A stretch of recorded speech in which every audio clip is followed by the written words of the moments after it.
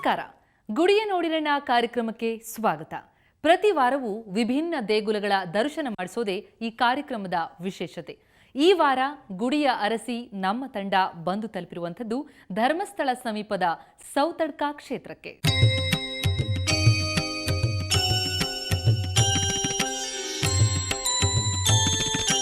ನೀವು ಈ ಸೌತಡ್ಕ ಕ್ಷೇತ್ರಕ್ಕೆ ಬರೋದಾದರೆ ಧರ್ಮಸ್ಥಳಕ್ಕೆ ಹೋಗುವಂಥ ಬಸ್ಸನ್ನು ಹತ್ತಬೇಕು. ಸೌತಡ್ಕ ದೇಗುಲದಿಂದ ಕೇವಲ 16 ಕಿಲೋಮೀಟರ್ ದೂರದಲ್ಲಿದೆ ಧರ್ಮಸ್ಥಳ. ಹಾಗಾಗಿ ಧರ್ಮಸ್ಥಳಕ್ಕೆ ಹೋಗುವಂಥ ಬಸ್ಸುಗಳೆಲ್ಲ ಸೌತಡ್ಕಕ್ಕೆ ಹೋಗ್ತವೆ. ಧರ್ಮಸ್ಥಳಕ್ಕೆ ಹೋಗುವ ಬಸ್ಸುಗಳ ವಿವರ ಹೀಗಿದೆ ನೋಡಿ. ಐರಾವತ ಇದು ಹೊರಡೋ ಸಮಯ ರಾತ್ರಿ 9:45 ಹಾಗೂ 10:30. ಇದರ ದರ 583 ರೂಪಾಯಿ. ಇನ್ನು ರಾಜಹಂಸ ಇದು ಹೊರಡೋ ಸಮಯ ರಾತ್ರಿ 8:30, 9:00, 9:30 ಹಾಗೂ 10:30. ಇದರ ದರ 422 ರೂಪಾಯಿ.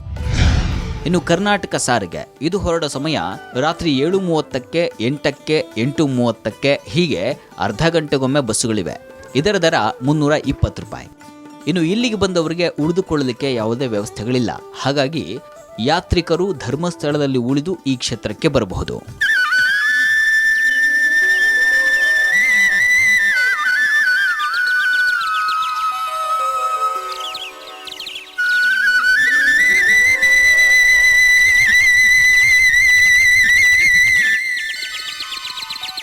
ನಾನೀಗ ನಿಂತಿರ್ತಕ್ಕಂಥದ್ದು ಕಪಿಲಾ ನದಿಯ ತಟ.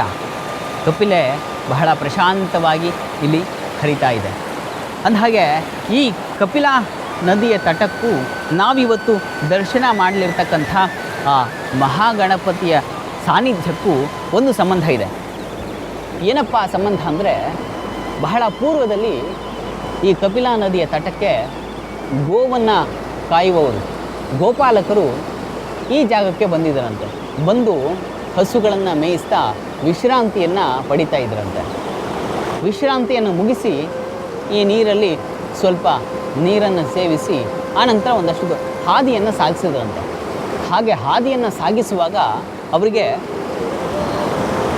ಒಂದು ಕಲ್ಲಿನ ಮೂರ್ತಿ ಕಾಣಿಸ್ತಂತೆ. ಅದೇನು ಅಂತ ಹತ್ತಿರ ಹೋಗಿ ನೋಡಿದ್ರೆ ಅದೊಂದು ಗಣಪತಿಯ ಮೂರ್ತಿ ವಿಗ್ರಹ. ಆ ಗಣಪತಿಯ ವಿಗ್ರಹವನ್ನು ನೋಡಿ ಅವರಿಗೆ ತುಂಬ ಭಾವುಕರಾಗಿ ಆ ಗಣಪತಿಯನ್ನು ಒಂದು ಭಾಗಕ್ಕೆ ಹೊತ್ತೊಯ್ದರಂತೆ. ಆ ಹೊತ್ತೊಯ್ದು ಅಲ್ಲಿ ಪ್ರತಿಷ್ಠಾಪನೆ ಮಾಡಿದ್ರಂತೆ. ಹಾಗೆ ಪ್ರತಿಷ್ಠಾಪನೆ ಮಾಡಿದಂತಹ ಜಾಗವೇ ಇವತ್ತು ಸೌತಡ್ಕ ಮಹಾಗಣಪತಿ ಕ್ಷೇತ್ರ ಅನ್ನಿಸ್ಕೊಂಡಿದೆ. ನಾವು ಆ ಕ್ಷೇತ್ರ ದರ್ಶನ ಮಾಡೋಣ. ಅದಕ್ಕೂ ಮುನ್ನ ಈ ಪ್ರಶಾಂತವಾದ ಕಪಿಲೆಯ ದರ್ಶನ ಮಾಡಿ ನಮ್ಮ ಮನಸ್ಸನ್ನು ಪ್ರಶಾಂತಗೊಳಿಸಿಕೊಳ್ಳೋಣ ಅಂತ ನಿಮಗೆ ಈ ಕಪಿಲೆಯ ದರ್ಶನವನ್ನು ನಾವು ಇವತ್ತು ಮಾಡಿಸ್ತಾ ಇದ್ದೀವಿ.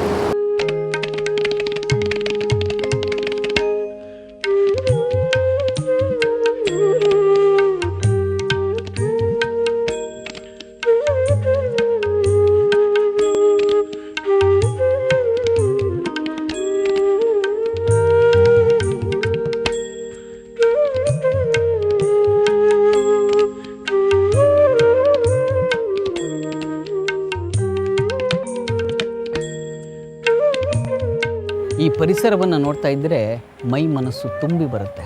ಪ್ರಶಾಂತವಾದ ವಾತಾವರಣ. ಇಂತಹ ವಾತಾವರಣದಲ್ಲಿ ಆ ಮಹಾಗಣಪತಿಯ ಸಾನ್ನಿಧ್ಯ ಇದೆ.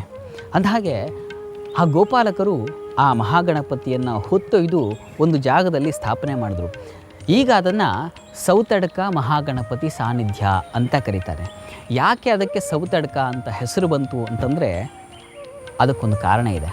ಆ ಗೋಪಾಲಕರು ಏನಿದ್ರಲ್ಲ, ಅವರು ಪ್ರತಿನಿತ್ಯ ಸೌತೆಕಾಯಿಗಳನ್ನು ಹೊತ್ತು ಆ ಗಣಪತಿಗೆ ನಿವೇದನೆ ಮಾಡ್ತಾ ಇದ್ದರಂತೆ. ಗಣಪತಿಗೆ ಪೂಜೆಯನ್ನು ಸಲ್ಲಿಸ್ತಾ ಇದ್ದರಂತೆ ಆ ಸೌತೆಕಾಯಿಗಳನ್ನು ಅರ್ಪಿಸುವುದರ ಮೂಲಕ. ಹಾಗಾಗಿ ಸೌತೆಕಾಯಿಯನ್ನು ಅರ್ಪಿಸ್ತಾ ಇದ್ದಿದ್ದರಿಂದ ಆ ಗಣಪತಿಗೆ ಸೌತಡ್ಕ ಮಹಾಗಣಪತಿ ಅಂತ ಹೆಸರಾಯಿತು. ಅಂದಹಾಗೆ ಇವತ್ತಿಗೂ ಭಕ್ತರು ಸೌತೆಕಾಯಿಗಳನ್ನು ಸಮರ್ಪಿಸುವಂಥ ಪದ್ಧತಿಯನ್ನು ಇಟ್ಕೊಂಡಿದ್ದಾರೆ ಕೆಲವರು. ನಾವು ಈಗ ಆ ಮಹಾಗಣಪತಿಯ ದರ್ಶನ ಮಾಡೋದಕ್ಕೂ ಮುನ್ನ ಸೌತೆಕಾಯಿಯನ್ನು ಸಮರ್ಪಣೆ ಮಾಡೋಣ.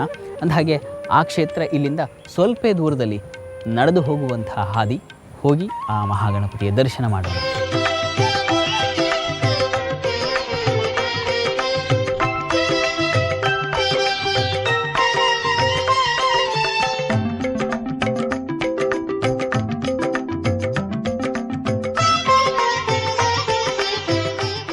ಈ ಪ್ರಶಾಂತವಾದ ವಾತಾವರಣದಲ್ಲಿ ಮಹಾಗಣಪತಿ ಇಲ್ಲಿ ನೆಲೆಸಿದ್ದಾನೆ. ಇದನ್ನು ಸೌತಡ್ಕ ಶ್ರೀ ಮಹಾಗಣಪತಿ ಅಂತ ಕರೀತಾರೆ. ಇಲ್ಲಿ ನಾವು ಗಮನಿಸಬೇಕಾದ್ದೇನು ಅಂದರೆ, ಈ ಗಣಪತಿಗೆ ಸೂರಿಲ್ಲ, ಅಂದರೆ ಒಂದು ಗೋಪುರ, ಒಂದು ಗರ್ಭಗುಡಿ ಅಂತ ಯಾವುದೂ ಇಲ್ಲ.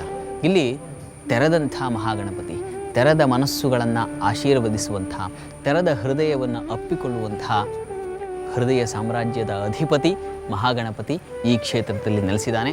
ಆತನ ದರ್ಶನ ಮಾಡೋದು ಈ ಕ್ಷೇತ್ರದಲ್ಲಿ ಮಹಾ ಸೌಭಾಗ್ಯ. ಆತನನ್ನು ನೋಡೋಣ.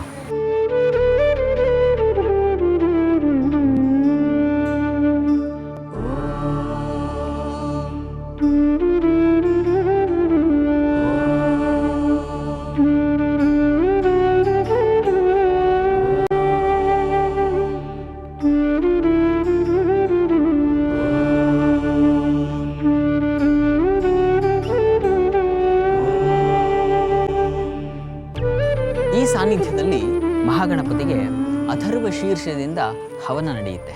ಬಹಳ ಅಪರೂಪದ ಮತ್ತು ಅಭೀಷ್ಟಗಳನ್ನು ಕರುಣಿಸುವಂಥ ಹವನ ಅದು.